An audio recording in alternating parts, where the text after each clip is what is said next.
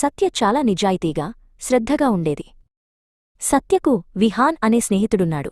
విహాన్ మంచివాడే, కాని కొంచెం సోమరితనం, తొందరపాటు ఎక్కువ.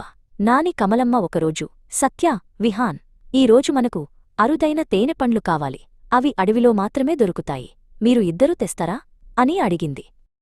విహాన్ చాలా తొందరపడ్డాడు. కష్టం లేకుండా త్వరగా పని పూర్తి చేయాలని అనుకున్నాడు.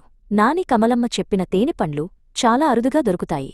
అందుకే అతను గుట్టలుగా ఉన్న సాధారణ ఎరుపు పండ్లను వేగంగా సేకరించాడు.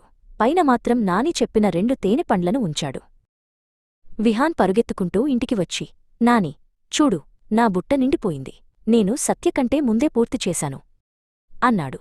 సత్య ఇంకా అరుదైన తేనెపండ్ల కోసం జాగ్రత్తగా వెతుకుతోంది. ఆమె సగం బుట్ట నింపడానికి కూడా చాలా సమయం తీసుకుంది. నాని కమలమ్మ నవ్వింది. చాలా బాగా చేశావు విహాన్. అయితే మీ ప్రయత్నం ఎంత నిజమో తెలుసుకోవడానికి మీరు నా మాయా దర్పణం వైపు మీ బుట్టలను పట్టుకోవాలి. ఆ దర్పణం ఎవరి ముఖాలను చూపదు, కాని మనం చూపించే వస్తువులలోని నిజాయితీ, నాణ్యతను మాత్రమే ప్రతిబింబిస్తుంది. విహాన్ భయపడుతూనే తన బుట్టను దర్పణం ముందు పట్టుకున్నాడు.